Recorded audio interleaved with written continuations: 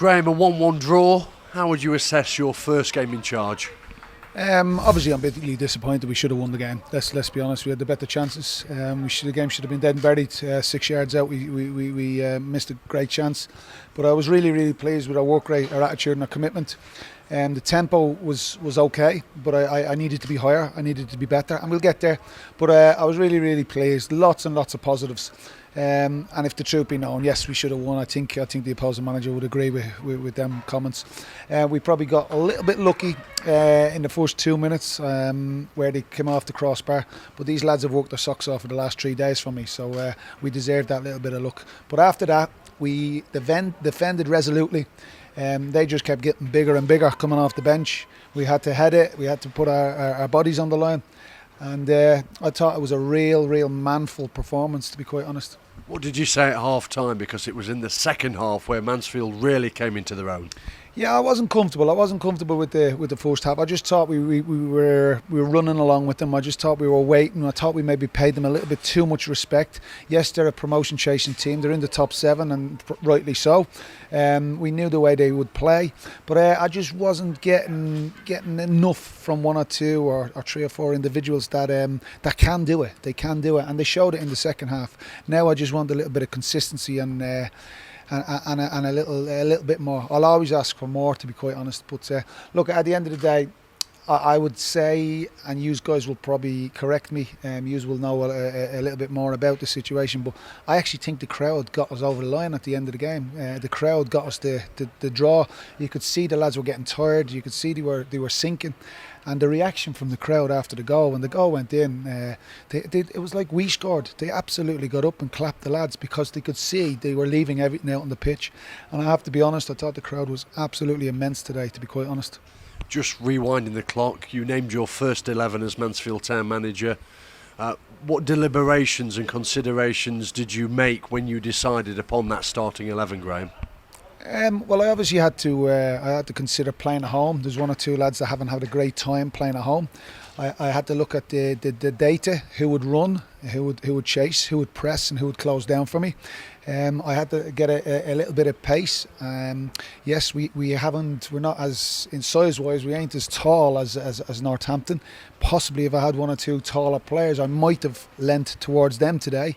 But I just thought, dynamic wise, we were Northampton were there together, and I thought CJ Hamilton was excellent. Macker was very good.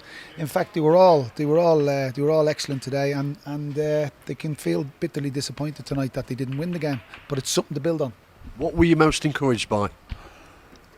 I love the defending, the way we stuck our heads on it, the way lads that are 2, 3, 4 inches bigger than us, we actually climb and wear the heart on the sleeve and manful defending. You know, I love that little bit for the parts of the game that we had to defend. But I was encouraged by the way we turned the ball over, the way we picked it up, the way we turned and got at the opposition.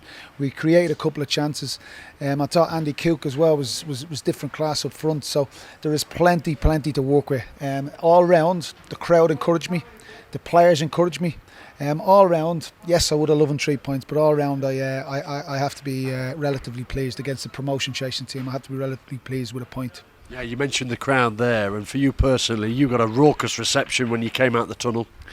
Well, it's my job to make sure I get one next week and the week after and the week after. So, look, that was brilliant. That was really, my kids was here as well today, my missus and kids, and they would have felt that as well, to be quite honest. But yeah, they were. Look, that's all people want. They're spending the money. You know, it's money is hard to come by nowadays in this day and living, this day and the age. So it's hard to come by. So they're willing to come out the week before Christmas, 5 days before Christmas, and spend the money to support these lads. I thought that's immense. That you have to take your hat off to them and say fair play to them. You've only had a few days with this squad, of course, but what have you tried to do within those first few days, Graham, heading into this one?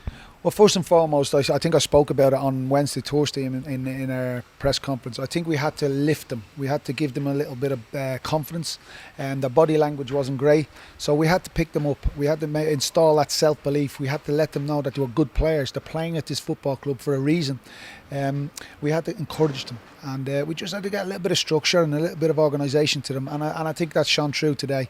My next job now is working on the fitness levels, on the creativity, and fingers crossed it will come. We've another massive game here on Boxing Day, so we'll have to get away, recoup, refuel, relax, and get ourselves geared up for that.